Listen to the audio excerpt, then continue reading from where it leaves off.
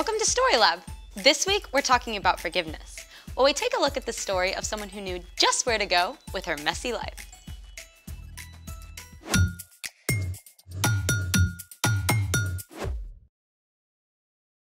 Hey, I'm Skylar. And I'm Sebastian. We're talking about forgiveness, which is deciding that someone who has wronged you doesn't have to pay. Speaking of forgiveness, Yes, you know how we're all works in progress? of course. And you remember that beaker full of delectable M&Ms that you left on the counter yesterday? Oh, right, thanks for reminding me. I totally want a snack right now. Yeah, about that. Wait, that's the beaker that the M&Ms were in? This is the beaker. Where are the M&Ms? You did not eat an entire beaker full of M&Ms! I was only gonna munch on a handful, but they kept calling to me.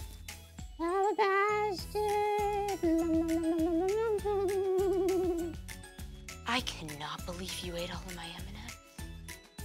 I feel terrible. Bet your stomach did too. True story. I'm really, really sorry. I'll get you some more. I forgive you. Thank you. I'm gonna get you some more, I promise. Cool. But I know something we can do with it first. Something better than M&Ms? Yep. Let's make it. Step 1. Take a candle and place it in the center of the dish. Step 2. Put a few drops of light food coloring in a container of water. Because around here, we love food coloring.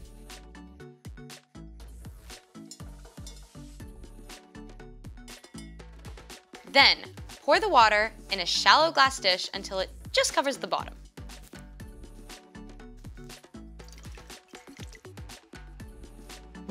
Step 3. Light the candle. Grown-up alert, grown-up alert. Yes, make sure you have a grown-up present. Or you may accidentally do something that requires a lot of forgiveness. That was a little dramatic. Yeah. Step 4.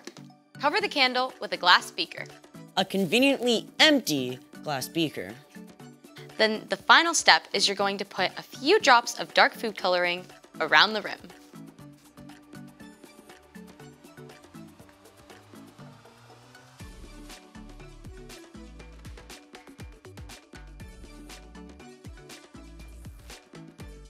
What's with the water? It's all getting sucked up into the beaker. Pretty cool, huh? What just happened? Science! As the flame consumes oxygen, the pressure inside the beaker is decreased, while the pressure outside the glass stays constant. Since the outside pressure is greater than the inside pressure, the water gets pushed up into the beaker. Taking away the water in the dish. Oh, just like how forgiveness takes away all the bad things you've done. I see what you did there. I love a good visual. It's time for... The story before the story. Today, we're in Luke, the third book in the New Testament. But before Luke, in the very beginning, out of a deep, deep love, God made an amazing world. But when people turned away from God, the world was broken. God made a plan to draw people back into relationship. So, at the right time, God sent a tiny baby to be born in the small town of Bethlehem. God's very own son, Jesus. When Jesus grew up, he began to travel from town to town, teaching and healing. And while most people loved him, the religious leaders grumbled. That Jesus was changing the way they'd always done things. And they didn't like it. One bit. Which is where our story starts. Take it away. Hey everyone, I'm Chloe. Hey, Chloe. The religious leaders, some called Pharisees, were keeping a sharp eye on Jesus. They weren't completely sure about him yet. So, one of them, a man named Simon, invited Jesus to have dinner at his house.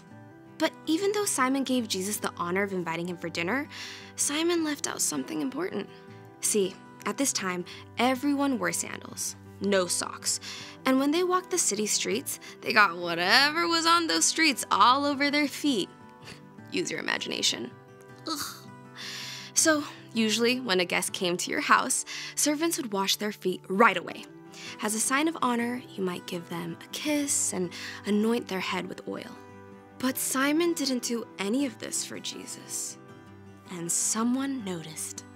A woman from town had heard Jesus was going to be at Simon's home. She lived a difficult life and done many wrong things, but she knew that Jesus' love and mercy were greater than her sins.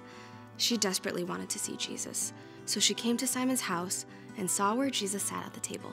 Now, you've got to understand something about how people sat to eat at this time. Tables were low down, so you actually sat on the floor. In fact, you might even lie down on your side with your head over here by the table and your feet back over here behind you. The woman had bought an expensive container of perfume to pour on Jesus' feet as a sign of love and honor. She must have thought it was terrible that no one had offered to wash his feet and wanted to do it herself. But she didn't have water or a towel. So this woman actually used her own tears to wash Jesus' feet and wipe them with her hair. It seems strange to us, but it was an incredible sign of this woman's love and devotion. After washing Jesus' feet, the woman kissed them. Then she took the perfume she'd bought and poured it out over them. As the strong, sweet smell of perfume filled the room, Simon and the other guests watched the woman. They were shocked by what she was doing. Simon said to himself, "If this man were a prophet, he would know who was touching him. He would know what kind of woman she is. She is a sinner." Simon thought this inside his own head, but Jesus knew exactly what Simon was thinking. So he told a story to help Simon understand. Simon, I have something to tell you. Tell me, teacher. 2 people owed money to a certain lender. One owed him 500 silver coins. The other owed him 50 silver coins. Neither of them had the money to pay him back, so the lender let them go without paying. Which of them will love him more? The room was so quiet, you could hear a pin drop. At last, Simon spoke. I suppose the one who owed him the most money. You are right. Do you see this woman? I came into your house. You did not give me any water to wash my feet, but she wet my feet with her tears and wiped them with her hair. You did not give me a kiss, but this woman has not stopped kissing my feet since I came in. You did not put any olive oil on my head, but she has poured this perfume on my feet. Wow, Simon got called out. Simon had invited Jesus out of curiosity, but he hadn't shown him any love or respect. This woman's many sins have been forgiven. She has shown that she understands this by her great acts of love. But whoever has been forgiven only a little, loves only little. Your sins are forgiven. Excuse me. Who is this who even forgives sins? The other guests whispered and exclaimed in shock, but Jesus smiled at the woman with deep love in his eyes. Your faith has saved you. Go in peace. The room was filled with religious leaders who were quick to call the woman a sinner. But they didn't look at their own lives.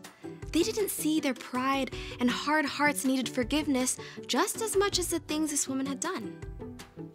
The end. I gotta be honest, all the feet washing and perfume stuff seems a little bit strange, but she was all in for Jesus. Exactly. She saw how much she needed Jesus. All the religious leaders missed it. They thought they had it all together. They didn't think they needed Jesus or his forgiveness. So, what's our part in this story? Jesus made it clear. Everyone needs forgiveness. Not just the guy who robbed a bank or the school bully. All of us have done things wrong. We've all messed up. And those wrong things, big and small, have broken our relationship with God. They make us feel far away from God. We all need forgiveness. It's why God sent Jesus to be here on earth with us. Jesus showed us how to live. He's the only one who never sinned, and then Jesus laid down his life for us. When Jesus rose to life again, sin and death were defeated. When you choose to follow Jesus and ask God for forgiveness, God wipes away the wrong things that you've done. God looks at Jesus' perfect life instead of your sins and says that you don't have to pay for those sins anymore. That's the most amazing thing ever. So don't miss this. You've done wrong things. You need to be forgiven. But because of Jesus, God is ready and willing to forgive you and wipe away the wrong things you've done right this second. That's amazing. Enjoy. See you next time. Bye, Chloe. So here's the thing. Everyone needs forgiveness. Just like you forgave me for the M&Ms. Wow, thank you.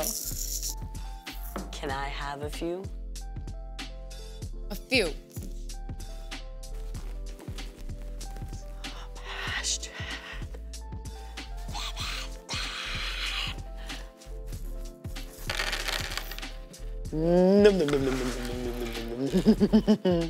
Okay.